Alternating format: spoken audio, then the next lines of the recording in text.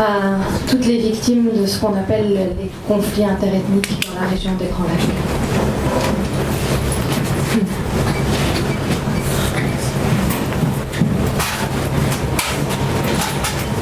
Ils ont vu mon profil, mes chevilles, mes poignets.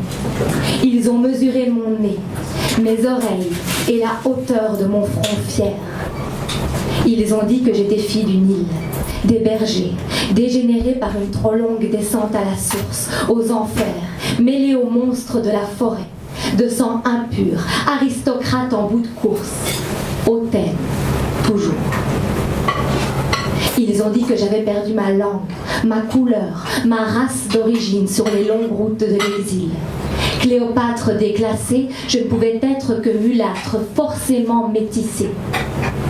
Ils ont rencontré mon roi, vu l'étendue de ses troupeaux, de ses cultures et les seigneurs sur ces terres rouges. Ils ont observé mon système, mes lois, mes prêtres et mes guerriers que l'on entraîne. Ils ont conclu que je n'étais pas vraiment africaine, non, que nous n'étions pas tout à fait nègres comme nous l'avions bêtement cru jusque-là, juste de blancs bâtards, échappés par miracle à la malédiction du fils de Cham, perdus parmi les détritus de Canaan, égarés parmi les cannibales au sexe trop long, si désespérément incapables de civilisation. Ils ont dit qu'Iman s'appelait Dieu, et qu'à genoux, je devais implorer son pardon. Ils ont dit qu'on ne vénère pas les tambours, les rochers, les rivières, qu'il n'existe plus de magie, de sorcières, de secrets. Ils ont dit Hamites cuivrés, Égyptiens trop loin de ces pyramides, Juifs peut-être, Éthiopiens, éminents, étrangers, c'est certain. Ils ont dit supériorité de classe. Ils ont dit ethnie et puis race. C'est écrit dans la Bible, ça vous dépasse. Rien que des mots que l'on sème, des termes lancés comme des graines, des semences de génocide qu'on cultive au petit matin. J'ai vu grandir le germe, pousser les racines de la haine parmi les miens. À l'heure de la moisson, j'ai récolté les crânes des victimes, les enfants du viol et la colère des orphelins. Je me suis cachée parmi des corps flottants, dans des étables et des églises en flammes. J'ai remonté les flots de sang, les marécages. Rien que des mots sans importance. Le germe de la guerre, des graines de haine, le fruit du racisme, le noyau de nos mots, rien que les mots de la mort.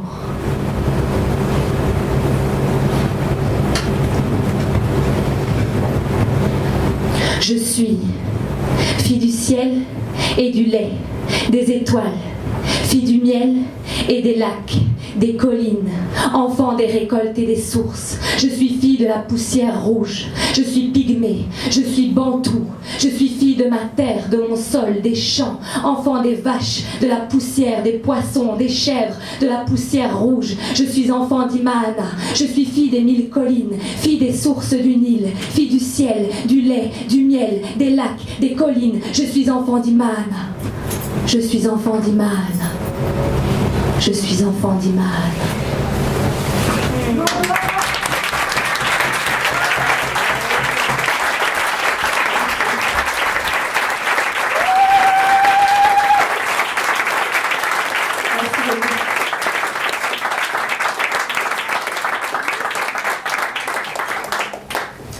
On va partir complètement ailleurs.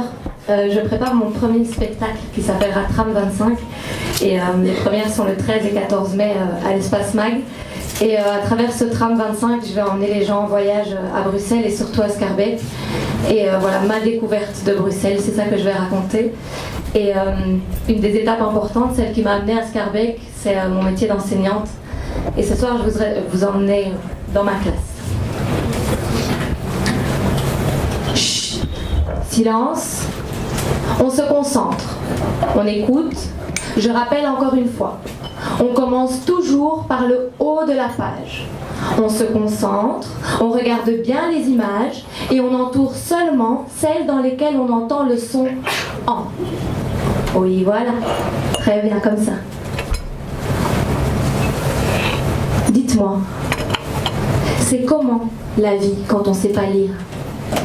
Quand personne vous a appris et qu'on habite en ville, quand on navigue pas sur le net mais sur les problèmes administratifs, quand on prend pas les transports, qu'on reconnaît pas la ligne, quand les courriers, les factures, c'est ton gosse qui te les explique. C'est comment la vie quand on sait pas lire. Pour oser retourner à l'école, quelle force faut-il pour oser franchir la porte, s'armer d'un bic, pour arrêter de mentir aux autres, de se dire presbyte. Quelle force. Quelle force. Non, attention Guldasta, j'ai dit qu'on entourait, pas découpé, ok? Je te redonne une feuille, voilà. Je sais pas Karim, tu entends en dans ballon, voilà, c'est bien. Ouais. Oui, c'est Jamila qui a raison. Tout à fait, ça c'est un banc comme au parc, c'est pas une chaise. Donc, ouais, voilà, c'est bien. Dans ma classe, il y a Boubacar, qui comprend pas la différence entre au-dessus et en dessous. Et c'est comme ça depuis le début. Jamila, qui reconnaît jamais les lettres une fois écrites en majuscules. Et le mari de Diana, penché, qui recopie sur elle la moindre virgule. Il y a Marcella, ses dents en or, ses bagues aux doigts, ses longues jupes qui volent dans un parfum de tabac. Toujours absente et pourtant une des plus douées de la classe. Toujours un enfant malade et la course au certificat. Puis Mariama, qui m'a dit le premier jour en m'attrapant la manche d'une main tremblante, « Madame, moi, c'est ma toute première fois à l'école. » Au début, elle mettait toujours la colle du mauvais côté de la feuille. Ça va mieux, mais il y a des mots qu'elle reste incapable de prononcer comme écureuil. Atina, elle parle toute seule, vraiment. Et elle s'assied toujours au premier rang. Ahmed, lui, m'apporte à chaque pause un biscuit et un thé brûlant. Dans ma classe, ça prend du temps, mais on finit tous par se comprendre au final. Le déterminant se détache du nom et les mots entrent dans des cases. Au commencement était le verbe, alors on le souligne dans nos phrases. Être plutôt qu'avoir. On apprend les histoires qu'ils raconteront à leurs enfants le soir. Dans ma classe, les courbes se tracent, les lettres se mélangent, les sons se déchiffrent, tout doucement. Les signes prennent sens jusqu'à faire du bruit, jusqu'à prendre vie. Mes élèves sont tous plus vieux que moi et ont bien plus d'expérience. Pourtant, ils m'écoutent, attentifs, polis, respectueux, patients, ignorant que ce sont eux qui me donnent des leçons de courage, de persévérance. Dans ma classe, il y a des Serbes, des Peuls, des Roumains, des Arabes qui découpent de leurs ciseaux maladroits le ciel jusqu'ici trop étroit. Dites-moi, c'est comment la vie quand on ne sait pas lire? Quand personne vous a appris et qu'on habite en ville, quand on ne prend pas les transports, qu'on ne reconnaît pas la ligne, quand on navigue pas sur le net mais sur les problèmes administratifs. Comment? Quand les courriers, les factures, c'est ton gosse qui te les explique. C'est comment la vie quand on ne sait pas lire? Pour oser retourner à l'école, dites-moi, quelle force faut-il pour oser franchir la porte, s'armer d'un bic, pour arrêter de mentir aux autres et de se dire presbyte? Quelle force? Quelle force? Quelle force?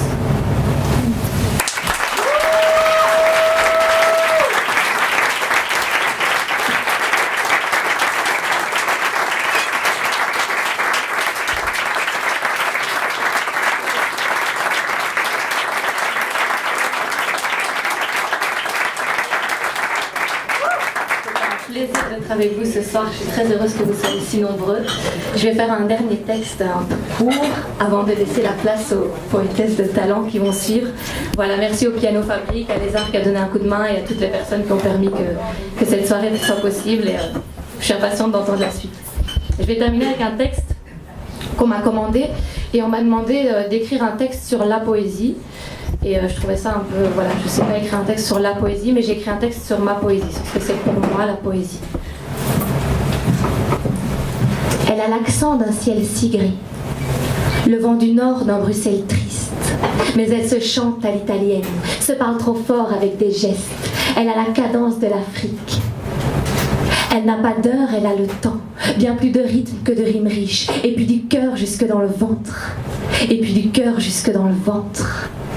Elle est métisse au sang multiple. Ses vers sont demandeurs d'asile, croisement de rivières en exil, et ses dialectes que l'on oublie. Elle n'est pas de la dernière pluie, mais du rêve neuf né dans la fuite, fille d'un passé classé sans suite et d'une terre rouge sans des victimes. Surréaliste, comme la Belgique, se réinvente, se vit, se crie. C'est un enfant des colonies, du fond des mines et des terrils. C'est des espaces qui s'entrechoquent. Des petits bâtards dont on se moque. C'est un cri rauque du fond de la gorge, de ces espoirs qui vous transportent. Des semeurs devant la récolte, elle écarteronne en révolte, enfants des champs, pas des écoles, amazone, combattante, créole. C'est un instant, une âme offerte, avec des tripes, des crampes, des cernes, griotte moderne à la peau blanche, habit de mots les silences, ternes. Merci à tous. Bonne soirée.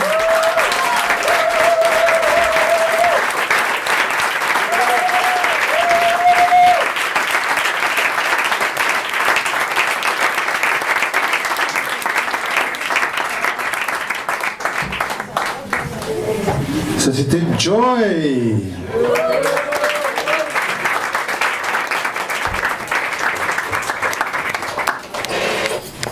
Je suis à la recherche du deuxième de ce soir.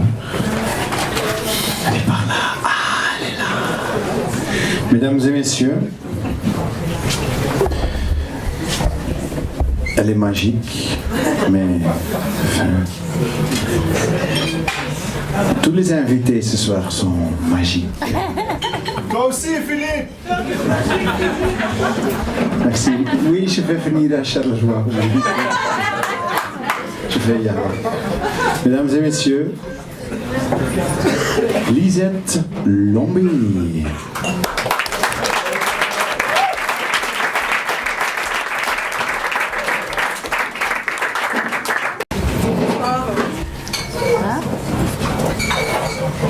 Déjà dit merci à tout le monde. Merci. Le premier texte, c'est un texte carrefour. Pour tous les gens qui sont à un carrefour, à un rond-point, ou l'heure.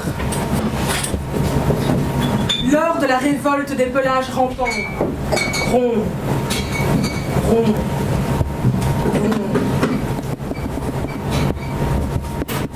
Plus jamais, je ne laisserai un employeur me traiter d'éponge.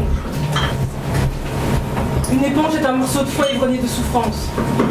Ce sont 6 lettres, détrempées et malsonnantes, qui bavent les dentelles de mon métal croquant. Plus jamais je ne laisserai une petite chèvre dénigrer mes atours de poétesse. M'évaluer d'un regard borgne tapis dans sa volaille et glousser dans ses entrefilets à la fonte de mon estime. C'est comme ça. Depuis ce matin, chacun de mes gestes a pris une tournure vitale. Vitale que je me barre au plus vite de ce bureau. Vitale que je me débarrasse de ce costume étriqué, de cette collerette bouffante, bluffante, étouffante de salarié modèle. Vital que je cesse de mensonger, de m'y-respecter, de m'épouvantailler en vain. Je veux redevenir moi. Je ne veux pas crever en derviche mécanique cloué à une danse de fourmis. Je veux redevenir moi. Je veux redevenir moi. Liquide précieux murmurait à la petite cuillère. Souffle, sève, rebond, corps libre. Je veux redevenir moi. Comme avant. Avant la torpeur. Avant l'aigreur. Avant la première machine à écrire confisquée par des parents sous prétexte de textes jugés trop déplacés. Avant les notes de l'instituteur. Avant les lectures imposées, l'ennui. Ce terrible ennui. Et cette angoisse de la page blanche et ma timidité maladive qui ne désempireront pas durant d'interminables, inextricables années. Je veux redevenir moi. Je veux redevenir moi. Assumer pleinement mon goût pour les peaux citoyennes, pour les sexes politiques et pour la nuit. La nuit, son tranchant attrait, son infatigable fugacité. La nuit, et ces arpenteurs de chair alcoolisée qui trépignent dans les chambrures de ma retenue. La nuit, et ma vie morne de salarié modèle, escortée jusqu'ici, jusqu'à cette scène, à l'orée de la plus nue des inhibitions. Je veux redevenir moi. Je veux redevenir moi. Je veux redevenir moi.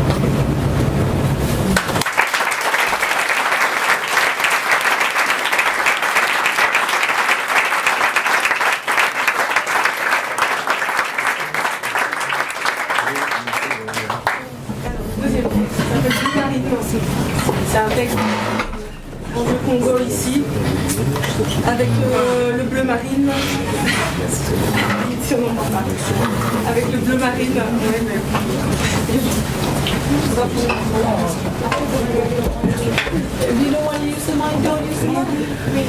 Avec le bleu marine. C'est pour Edmond, mais il est dehors. Il est dehors.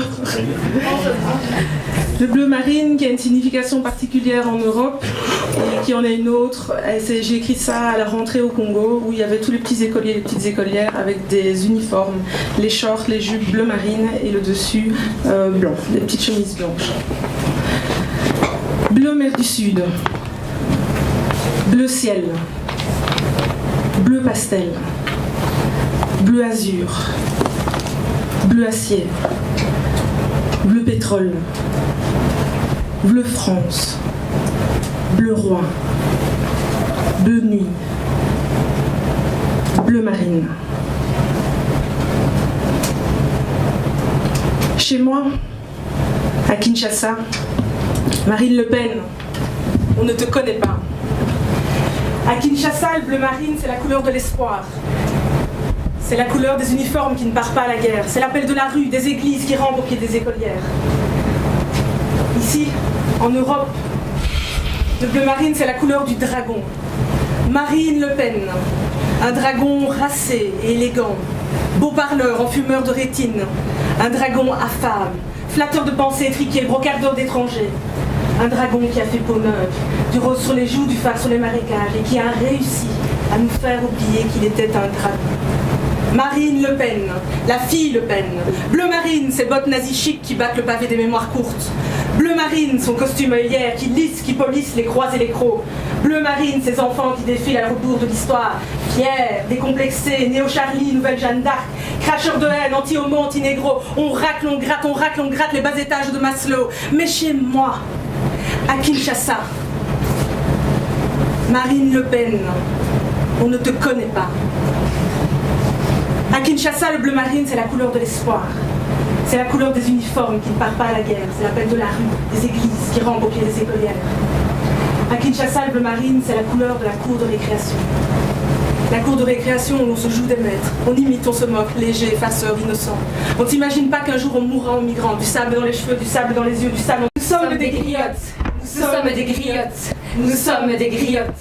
Nous sommes des griottes. Nous sommes des griottes. Nous sommes des griottes. Nous sommes des griottes. Nous sommes des griottes. Habillées de peau noire. Des négresses ailées aux plumes indomptables. Nous sommes des passeuses de larmes contradictoires, des métisses funambules entre deux territoires. Nous sommes des sulfureuses au sexe laboratoire, avides d'expériences libres et jubilatoires. Nous sommes des traqueuses de marabouts de comptoir, féticheurs, charognards, vendeurs de bobards, des vierges médicaments pour guérir du sida, des vierges médicaments pour le moindre tracas, et des enfants sorciers au banc des accusés pour la stérilité des oncles et des papas, et des filles attirées par des filles attirées, viol thérapeutique et tu vas filer droit.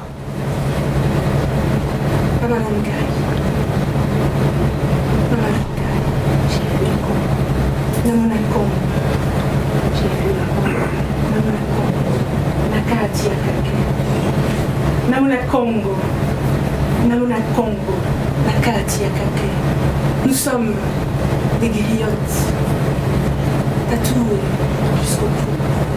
Nous sommes des griottes, plus jamais à genoux. Nous sommes des griottes, tatouées au cou. Nous sommes des griottes érotiques et debout. Nous sommes des griottes habillées au noir, des négresses ailées aux plumes indomptables. Nous sommes des griottes. Nous sommes des griottes. Nous sommes des griottes. Nous sommes des griottes. Nous sommes des griottes. Nous sommes des griottes. Nous sommes des griottes. Nous sommes des griottes. Nous sommes des griottes.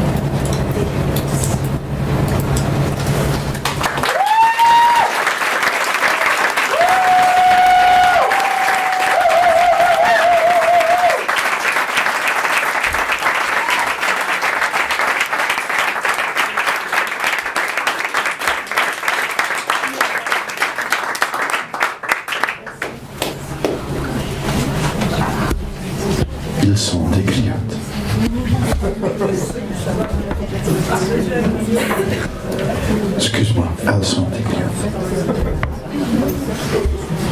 J'ai toujours des problèmes avec le sexe en français. Parler néerlandais, c'est plus facile. Oui, c'est ça.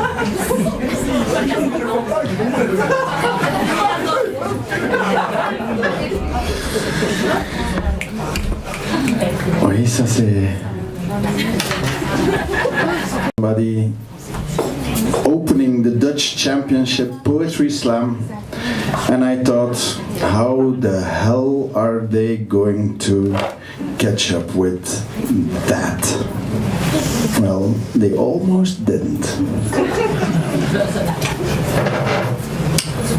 So, ladies and gentlemen, mesdames et messieurs, vous avez fait déjà petit applause, grand applause, applause pour de la poésie, applause pour des griottes.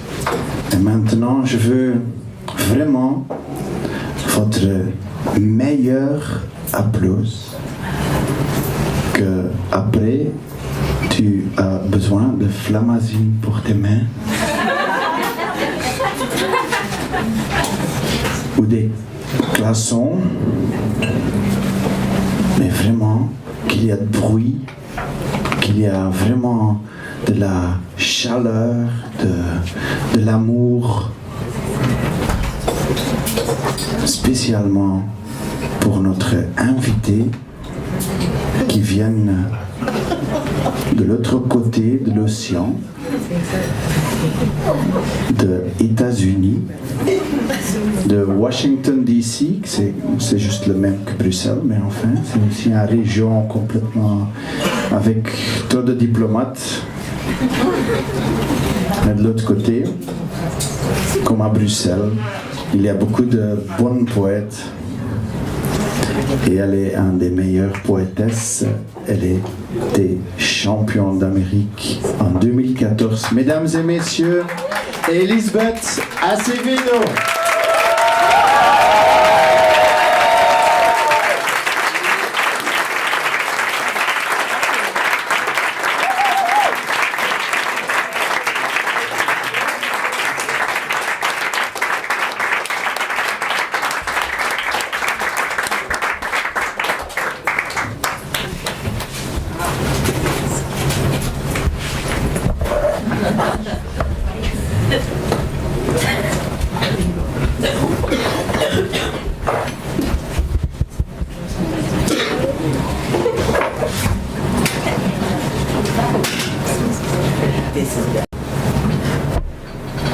Won't you celebrate with me what I have shaped into a kind of life? I had no model, born in Babylon, both non-white and woman. What did I see to be except myself? Here on this bridge between starshine and clay, my right hand holding tight my other. Won't you celebrate with me that every day something has tried to kill me and has failed? That's a poem by the great Lucille Clifton, who I want to bring into this space because I love to say she is the mother of all my orphan poems. And that last piece, we are the griots, no? My French is bad, that's what I was hearing. This idea of the griots, of opening up the space, of being the storytellers, that is what this is tonight, at least for me. My last night in Belgium, my last night performing here, I'm here to tell you the stories that are moving me right now. And they might be angry, and they might be loud, right? Because Americans are fucking loud. And they might be fast, and they're about race and about being a woman, because that is what is moving me. And these last weeks, as I've been in Europe, I've been trying to gain understanding of myself, not only in the context of like my American bubble, but in this bigger global context of how I walk through the world. And I think Lucille Clifton, that last poem, both non-white and woman, celebrate with me that something tries to kill me every day and fails, was the first time I really understood what my project was. I thank you all for being here. It's gonna be a fucking great night. I cursed a lot. That's also very American. Maybe, I don't know. Maybe it's the Dominican side of me. But I'm gonna do some poems. Cool? Alright, and here's the thing, right? They told me when you go to Belgium, everyone listens really intently, but they're really quiet. And like, you know, I'm all about doing what you need to do to feel good. I'm gonna let you know the kinds of things you can do if you so choose that I would enjoy. So if you like something, you can snap. Can I hear y'all snap? That's beautiful. I know Belgium is all about like chocolate, or so they say. There's this thing we call the sweet chocolate noise. So if you hear a line and you're like, right? If it tastes good, you can let me know. Right? You go, And you can do my absolute favorite, and this is a very urban thing. So not everyone knows about this, but I'm gonna like clue y'all in on something. If you like something, you can, yes.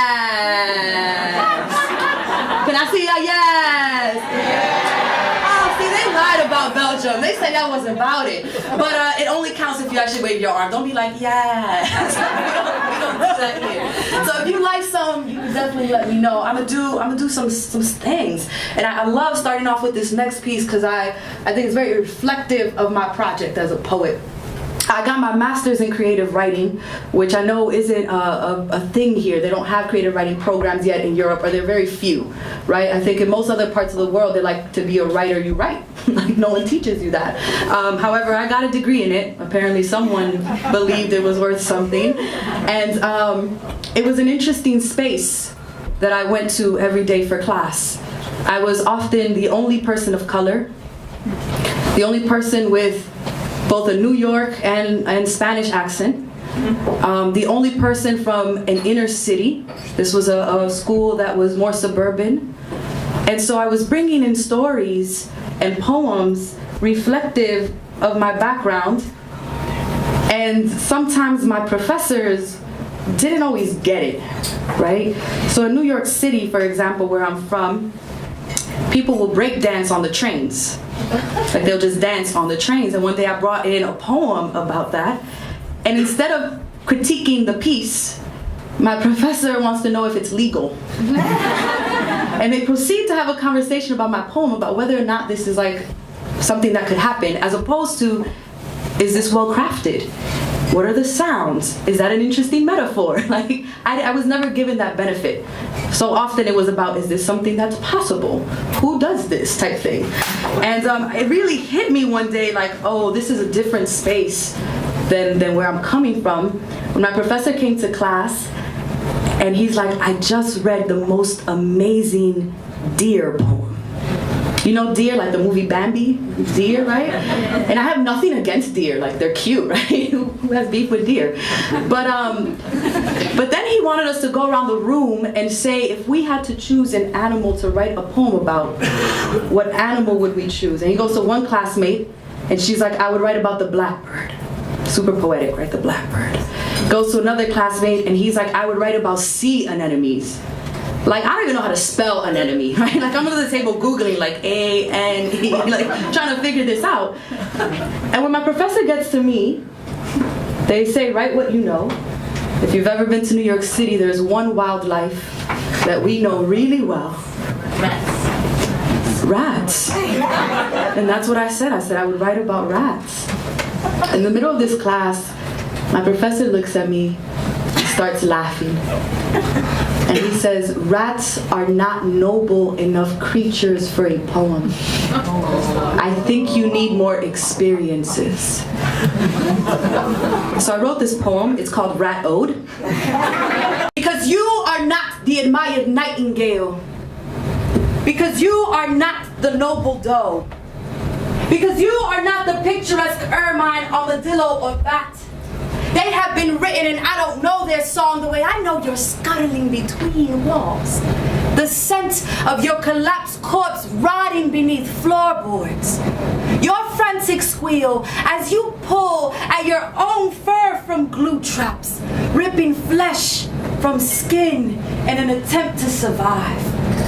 Because in July of '97, You birthed a legion on 109th, swarmed from behind the dumpsters, made our streets infamous for something other than crack. We nicknamed you Cat Killer, raced with you through open hydrants, squeaked like you when Siete blasted aluminum back into your brethren's skull. The sound slapped down dominoes. You reigned that summer rat, and even when they sent exterminators, half dead and on fire, you pushed on. Because even though you are an inelegant, simple, mammal bottom feeder, always fucking famished, little ugly thing who feasts on what crumbs fall from the corners of our mouths, you live uncuddled, can't be bought at Petco and fed to fat snakes because you are not the maze rat of labs. Pale, pretty-eyed, trained, you raise yourself. Sharp fang, clawed, scarred, patched dark. Because of this, he should love you. But look at the beast, the professor tells me. The table is already full. And rat, you are not a right-worthy thing. Every time they say that, take your gutter, your dirt coat, filth this page, rat. Scrape your underbelly against streets, concrete. You better squeak and raise the whole world, rat. Let loose a plague of words, rat. And remind them that you, that I, we are worthy of every poem. Here.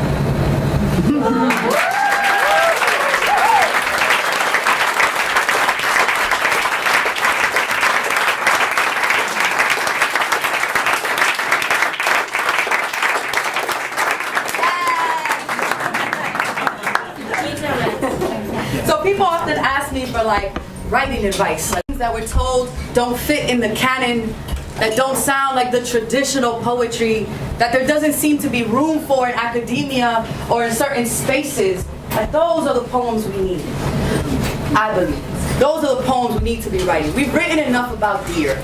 Like, we got a lot of deer. And let's write about something else. And oftentimes writing the rats means writing from places of shade. Right? Writing from places that don't put us in the best light. And for me, someone who came from a Caribbean background, but lived in a space where, in the US, where that wasn't always fully acknowledged, it was hard for me to always feel American, or to feel like I fit in one particular box. And I tried to do everything to like look like the people I saw on TV. So, you know, like to fit in. And that's an incredibly difficult space to be in. I was in Spain recently, and I was with my fiance. We would go around, and he would have me like translate things and talk to people. And so often, people would say, "You speak Spanish so well. Where did you learn it?" And like, y'all, Spanish is like my first language. I actually speak English really well in comparison, right? Like that's what I learned secondly. But they couldn't imagine that there's like 20 countries that speak Spanish as well, if not better, than they do in Spain. And they were just like, this amnesia of like, oh shit, we gave, you know, this language has spread around. And I think it's that complication that oftentimes when people say, well, what are you? And I'm like, shit, I don't know. I'm trying to work this out. Currently in the US, it is Black History Month. And I've received a lot of, emails about this particular poem because it's my grappling with what it means to be Latina, which means I come from a black Latina conmigo, salsa swagger anywhere she goes, como la negra tiene tumbao azúcar. Dance to the rhythm, beat the drums of my skin. Afro descendant, the rhythms within the first language I spoke was Spanish. Learned from lullabies whispered in my ear. My parents' tongue was a gift which I quickly forgot after realizing my peers did not understand it. They did not understand me. So I rejected habichuela and mango, much preferring Happy Meals and Big Macs, straightening my hair in imitation of Barbie. I was embarrassed by my grandmother's colorful skirts and my mother's ebroki ingli, which cracked my pride when she spoke. So I would poke fun at her myself. hoping to lessen the humiliation. Proud to call myself American, a citizen of this nation. I hated caramel colored skin. Curse God, I've been born the color of cinnamon. How quickly we forget where we come from. So remind me we come from the Taínos of the Rio, the Aztec, the Mayan, los Incas, los Españoles con sus fincas buscando oro, and the Yoruba Africanos que con sus manos built a mundo nunca imaginado. I know I come from stolen gold, from cocoa, from sugar cane, the children of slaves and slave masters, a beautifully tragic mixture, a sancocho of erased history. And my memory can't seem to escape the thought of lost lives and indigenous rape, a bittersweet bitterness of feeling innate, the soul of a people past, present, and fate. Our stories cannot be checked into boxes. They're in the forgotten, the undocumented, the passed down spoonfuls of arroz con dulce abuelas need. They're the way our hips skip to the beat of cumbia, merengue, y salsa. It's in the bending and blending of backbones. We are deformed and reformed beings. It's in the sway of our songs, the landscapes of our skirts, the azúcar beneath our tongue. We are the unforeseen children. We're not a cultural wedlock. Hair too kinky for Spain and too wavy for dreadlocks. So our palms tell the cuentos of many tierras. Read our lifelines, birth of intertwined moonbeams and starshine. We are every ocean crossed. North Star navigates our waters. Our bodies have been bridges. We are the sons and daughters. El destino de mi gente. Black, brown, beautiful. Viviremos para siempre. Afro-latinos hasta la muerte.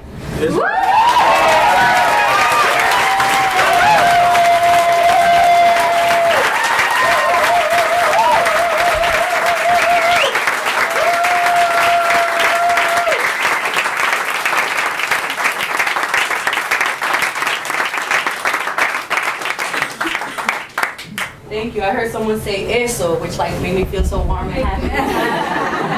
And one thing that like Dominicans a lot would be like, "Wepa!" It means exactly what it sounds like, right? So it's like, yeah.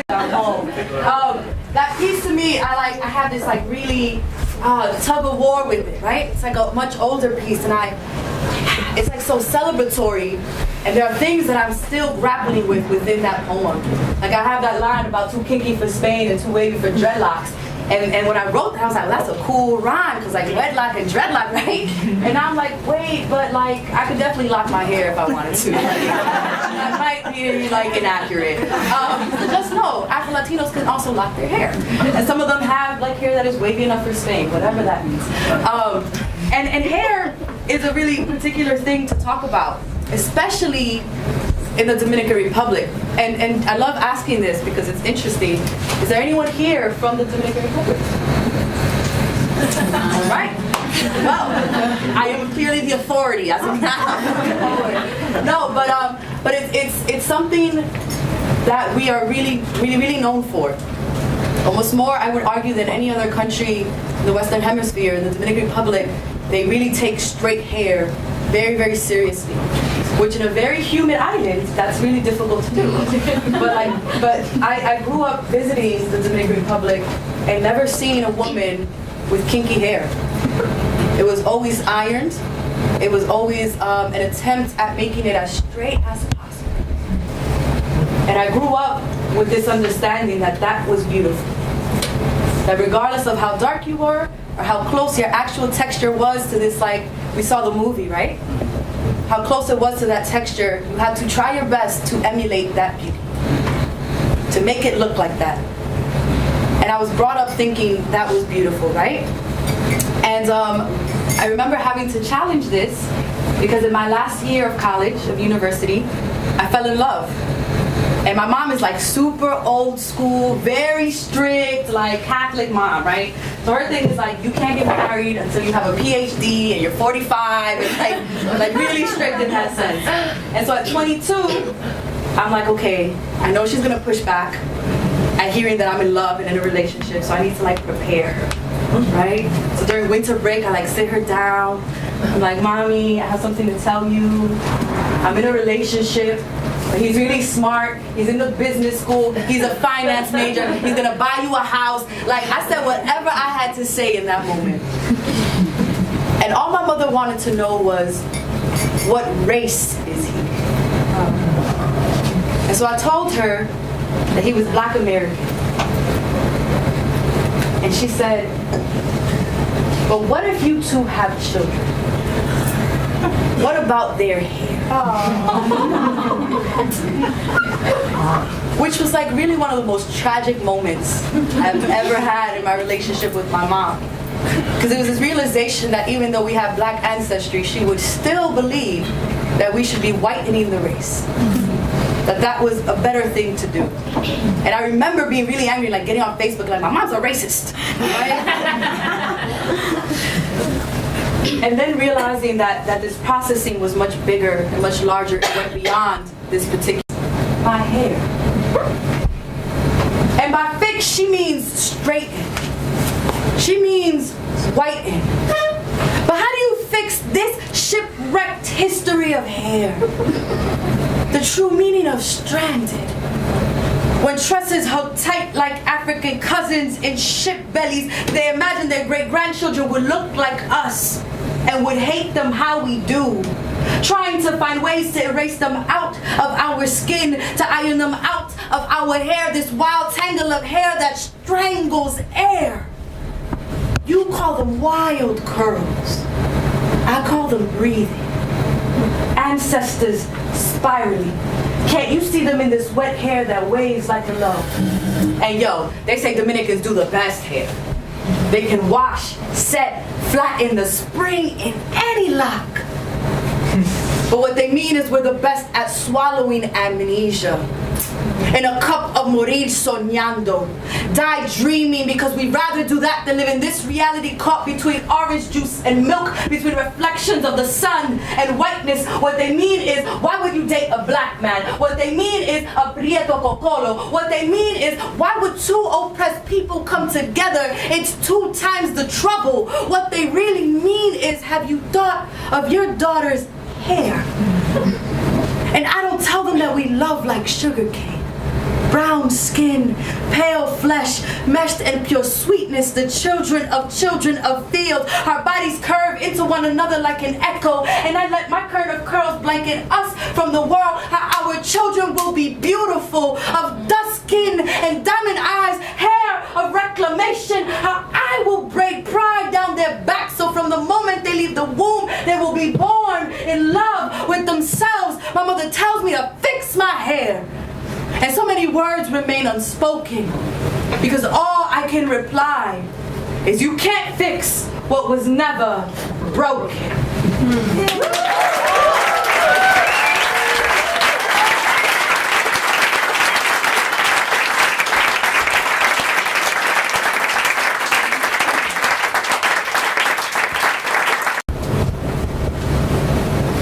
Dear beloved, since you don't cook or speak Spanish, I'm sure you don't know that this dish is called moros y cristianos, Moors and Christians. The black beans and white rice cooked harmoniously in one dish. And today I'm convinced the Cuban who named it that was being overly optimistic. Do you know how easy it is to forget a pot of beans when you're numb? So when you ask me, did you hear about, and yet another black child's name finishes the question, the only answer I have is I forgot to lower the heat. That the stovetop stain where the beans split open and pushed out from their skins. The boiling pot sputtering blue-black water I couldn't bring myself to clean. On this night, lover, as we say a silent grace over plain white rice, I wonder if you, like me, pray for an unborn child we've already imagined barrel gun shot in the chest. Tonight, no music plays. And for the first time since I learned how to cook, I understand a meal can be a eulogy in mouthfuls. I refuse to scrub the stove. Some things deserve to be smudged.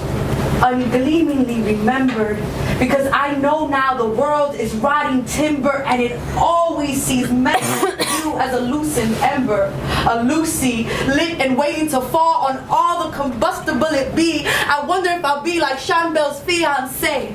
If like her, the night before our vows, I'll dream of your eyes bow tie spotted with blood. Wake with a start as bullets whistle death hymns into your flesh.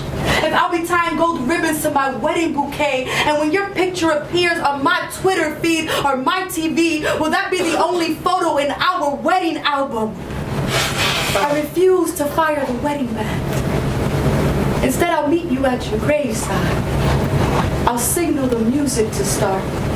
I'll sway softly in the breeze and hum to the tune of my first dance with your ghost. Beloved, isn't that what this has taught us? That it's not about the heart that stops beating. It's about how we beat those who would stop our hearts. How we keep dancing, how we keep cooking, how we keep playing with toy guns, playing our music loud, be allowed to get lost and ask a stranger for help. How we keep walking into stores and out of stores and put our hands up and put our hands in our pocket and put our hands over our mouth when another black body falls. And we keep on and we keep on and we keep on. And beloved, we'll keep on sitting across this dinner table with 100 tombstones that haven't been engraved yet, crumbling in our mouths. Beloved, we'll keep on praying that all this spoiled won't be the fruit of tomorrow, that there is still a better meal for us to share.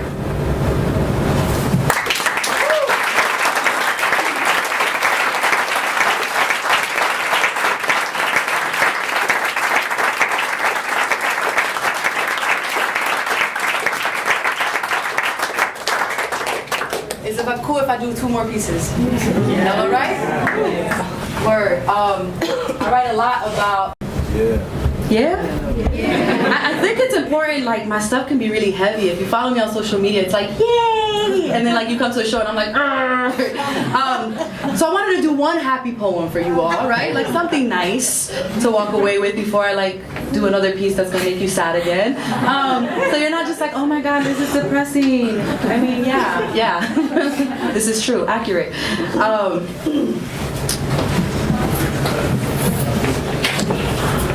You said if we break up, you hope I don't write a bitter poem about you. I've promised you I will. Because poetry is a woman with a well-developed palate for sour things, and I always indulge her appetite. But for now, here's a poem to sharpen your sweet tooth, a reminder of the things I've learned.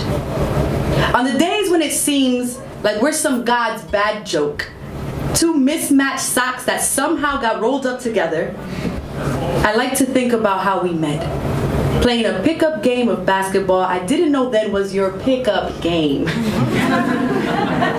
How you courted me, 1 pass at a time. On the worst days, I try to remember your hands made me a teammate.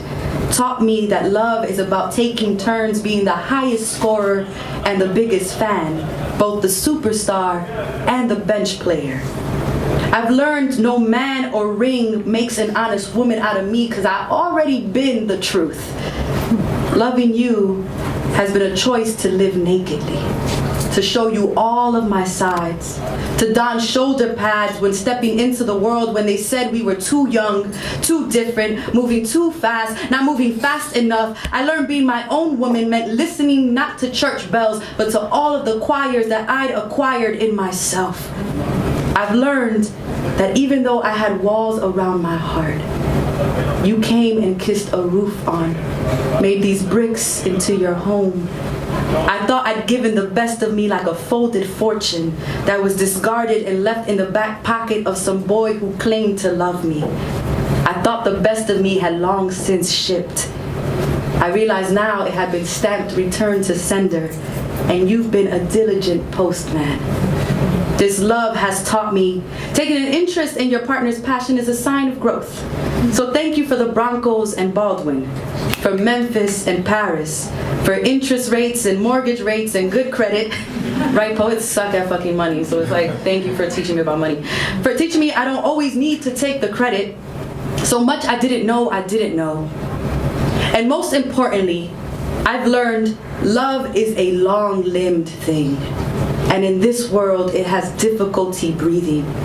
Partners must hold hands and practice CPR every morning, every night, choosing resuscitation. And if that love dies before we do, there is no shame in believing in its birth, no shame in being dedicated to its survival, no shame in how it showed us our most monstrous bottom of the barrel souls or the living pantheon inside each of us. Maybe one day I'll have need to write a bitter love poem about you. Maybe instead I'll remember that when you love with your whole self, you lose nothing in the process. And isn't that the sweetest truth?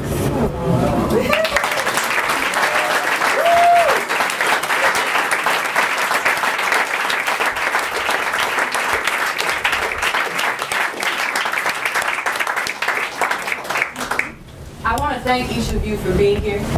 I want to thank you for your generosity of spirit. I think it takes a lot to accept a poet who you've never heard of potentially, who's probably not speaking in your first language, and to still show up and to still show love. And I don't want that to go unnoticed or unappreciated. That I am deeply, deeply appreciative of you being in this space right now. So thank you for being here. And for the reminder that this is why we do poetry. Because it connects us across oceans, across countries, across language. This is why we write every day. Even when they say poetry is dead or it's dying or it's this, what is it? Is it slam? Is it whatever all that other stuff is? It's this. It's this moment in a room when you say, regardless of what we look like or what we speak or what our past is, we're choosing to build a better world in this moment. Just by listening to each other, by sharing in this space. So thank you for being here, for that honor. And I want to end with one last piece, and a piece of advice, if you want to take it, right? I might give it a piece. I come from a hip-hop background. I originally wanted to be a rapper. And my one piece of advice is, come up with a rap name for yourself. A rap verse. And on your worst days, perform that poem for yourself, that verse. I love hip-hop because I think it's one of the few art forms that is really built on bravado, right? It's like we got nothing, we're not even good, we got 2 YouTube views, but still, every song is about how dope I am. And I think there's something beautiful about telling yourself that you're dope, right? About not needing anything outside to do that work for you. And so here's my verse that I do on the worst days. This is like young Liz, this is like old school Liz. But I want to share it as a, hopefully, incentive for you to write your own song. My rhymes are like nicotine. Bad for your health, but still addictive. I'm sick with it, no pure prescripted. It rhymes are original, never pre-scripted. But if I die tomorrow and God forbid hit you, best believe no one could do it the way Liz did. Not saying I'm nice, kid, real MCs never say it. You are what you are, I was born to rap saying. You know, like Dragon Ball Z, like the anime rap saying. Rap God, bow down for I break your knees. When y'all hear her speak, better hail the queen of raptress like none thus seen. And I'm not Dinah Ross, but I reign supreme. And I'm not Dinah Ross, but I reign supreme. And I'm not Dinah Ross, but I've been having sorrowful dreams of a world that broke my heart and did some cowardly things. The irony song that we all undoubtedly sing. I tell myself, little sister, smile. You're a powerful being, light wrapped in skin. God birthmarked you perfect. Don't hurt if it doesn't work. It has no place in your purpose. Don't curse the name of love. Find it in yourself and disperse it. Write a song. Learn it well. And make sure when you rehearse it, you dedicate it to you. Cliched and faded, but true. Because when you make a joyous noise, you're emancipated from blues. You're elevated to do, to be, to live. Just because we love nakedly, it doesn't mean we are stripped. Just because they tried replacing doesn't mean that they did. And although they say we come from man, we hold the sun in our ribs. So stop sleepwalking. Create dreams while you're awake. And remember, the gods don't ever make mistakes. And remember, the gods in us don't ever make mistakes.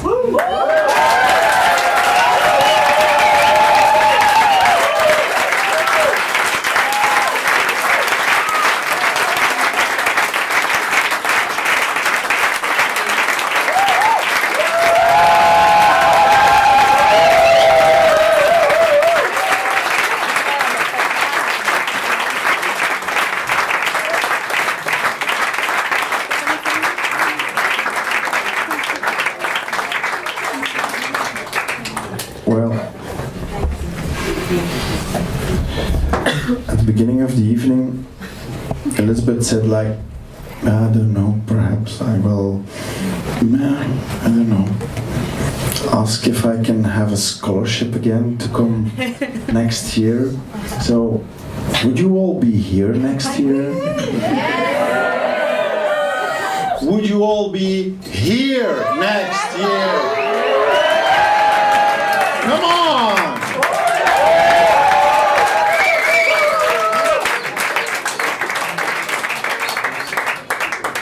Well, and if you're married by then, bring him. He's cute. He is cute. I know. I saw it. So, ladies and gentlemen, may I have a fantastic, warm, unbelievable applause for Soraya Mila, Joy, Lisette Lombe, and Elizabeth Acevedo. Don't forget, Thursday evening, Piano Public, there is always something to do. Thank you for being here.